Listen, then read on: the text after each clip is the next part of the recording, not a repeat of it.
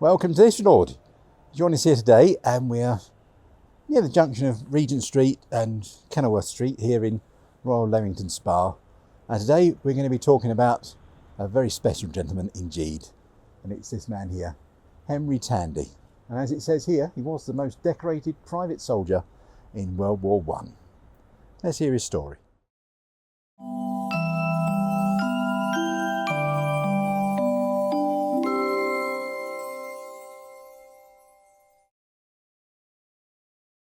Henry James Tandey was born at the Angel Hotel in Leamington, Warwickshire.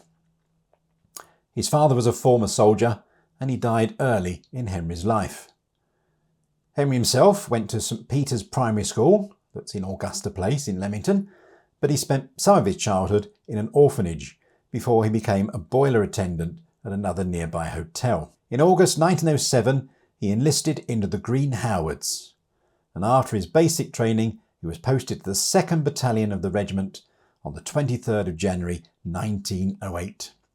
He served with them in both South Africa and Guernsey, and that was prior to the outbreak of World War I. In October 1914, he took part in the Battle of Ypres, and he was wounded on the 24th of October 1916 at the Battle of the Somme. He was discharged from hospital in May of 1917, and he was moved to the 9th Battalion on the 11th of June that year. On the 27th of November 1917, during the Battle of Passchendaele, he was wounded for a second time. After this second period in hospital, he returned to the 3rd Battalion in January of 1918, and he was then posted to the 12th Battalion in March, where he remained until the 26th of July. On that day, Tandy was transferred from the Green Howards to the Duke of Wellington's West Riding Regiment. Here he was posted to the 5th Battalion of that outfit. It was the 28th of August 1918, and the 5th Battalion were during the Second Battle of Cambrai. They were in action at the Canal du Nord. Tandy was in charge of a party that was sent to bomb the German trenches. Now, as the forward parties were being held down by enemy fire, Tandy took 2 of his men, dashed out into no man's land under heavy fire, and that's where they reached the bombed out trenches of the Germans. Tandy and his men took 20 prisoners and brought them back. Now, this action led to the capture not only of those prisoners, but also those German positions as well. And for this action, he was awarded the Distinguished Conduct Medal, which he received on the 5th of December 1918. A few weeks later, on the 12th of September, the 5th Battalion were also involved in an attack at Harvincourt. Tandy again distinguished himself. He'd rescued several wounded soldiers that day under fire in no man's land, and he again led a bombing party into the German trenches. There they captured more prisoners. For this action he was awarded the military medal. But the big one was yet to come. 27-year-old Tandy, on the 28th of September 1918, was under a counter-attack trying to capture another part of the canal at Marcoing in France. This time his platoon was stopped by machine gun fire. Tandy himself crawled forward, located the gun position, and with a Lewis gun team he silenced them. They reached the canal crossing. Tandy then took it upon himself to put planks across the canal to repair the bridge to allow his comrades to go over. Tandy then led a bayonet team to go in, and they captured 37 prisoners. Now, Tandy himself was twice wounded that day, but he insisted on carrying on until the fighting was done. For this heroic action, after he was taken to hospital, he was told on the 4th of October 1918 that he had been awarded the highest honour of all, the Victoria Cross.